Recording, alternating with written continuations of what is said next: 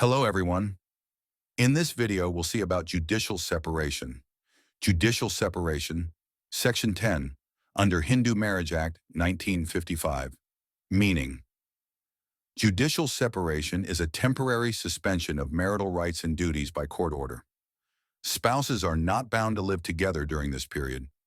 It is not divorce. Marriage still exists. If we look at the provisions, Section 10, subsection 1 tells that either spouse can apply.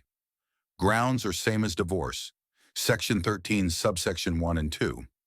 For wife, additional grounds same as under Section 13, subsection 2.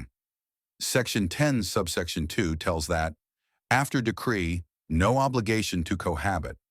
Court can cancel the decree if both reconcile. Purpose is to gives couples time and space to rethink the relationship before divorce, often used as a first step before ending the marriage. Now let's see the difference between judicial separation versus divorce. Effect on marriage under judicial separation. Marriage is not ended, only the duty to live together is stopped. Under divorce, marriage is completely ended. The couple is no longer husband and wife. Rights and obligations under judicial separation. Marital rights and duties are suspended, but the marriage still exists. Under divorce, all marital rights and duties are permanently ended. Remarriage under judicial separation. Cannot marry someone else during this period. Under divorce, free to remarry after the decree. Grounds that are available to both husband and wife. Adultery, spouse had voluntary sexual intercourse with someone else after marriage. Even one act is enough. Cruelty, spouse treated the other with physical or mental cruelty. Desertion, spouse left the other for at least 2 years continuously, without consent, without reasonable cause, and intending to end cohabitation permanently. Conversion, spouse stopped being a Hindu by converting to another religion. Unsoundness of mind, spouse suffers from incurable mental illness or serious mental disorder, e.g., schizophrenia, psychopathic disorder, making it unreasonable to live together. Leprosy, removed in 2019.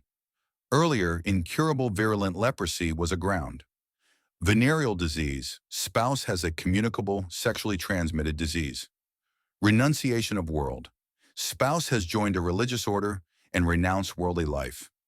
Presumed death, spouse has not been heard of for 7 years or more by people who would normally know of their existence. Or serious mental disorder, e.g., schizophrenia, psychopathic disorder, making it unreasonable to live together. Leprosy, removed in 2019. Earlier, incurable virulent leprosy was a ground. Venereal disease, spouse has a communicable, sexually transmitted disease. Renunciation of world, spouse has joined a religious order and renounced worldly life. Presumed death, spouse has not been heard of for 7 years or more by people who would normally know of their existence. Unsoundness of mind, spouse suffers from incurable mental illness or serious mental disorder, e.g., schizophrenia, psychopathic disorder, maki who would normally know of their existence. Additional grounds for wife, judicial separation. Apart from the common grounds available to both husband and wife, the Hindu Marriage Act also provides some special grounds only for the wife to seek judicial separation. These are bigamy. Husband already had another wife alive at the time of marriage, if marriage was before the act. Rape, sodomy, or bestiality. Husband has committed any of these offenses after marriage. No cohabitation after maintenance order. Court has ordered maintenance in wife's favor, but the couple has not resumed living together for 1 year or more after the order. Option of puberty. If wife was married before 15 years of age, she can repudiate, reject the marriage anytime after 15, but before 18 years, rescinding, canceling, a decree of judicial separation. Under Section 10(2) of the Hindu Marriage Act, once a decree of judicial separation is passed, the spouses are not bound to live together. However, the court has the power to cancel, rescind the decree if it feels it is just and reasonable to give the couple another chance for reconciliation.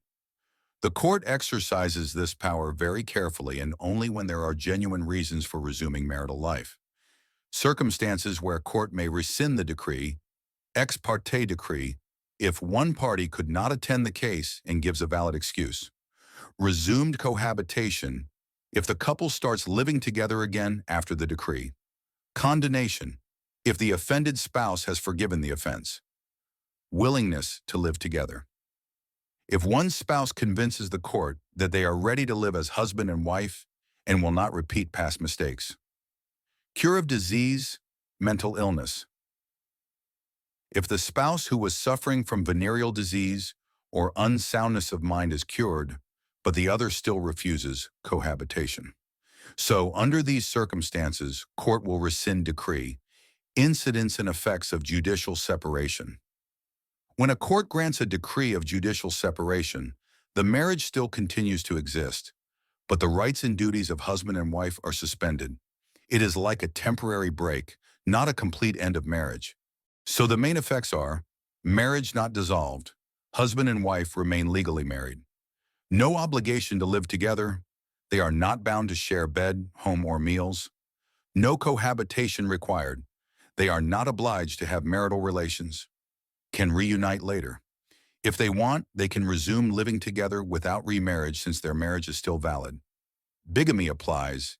If either spouse marries another person during this period, it will amount to bigamy, punishable under Section 17.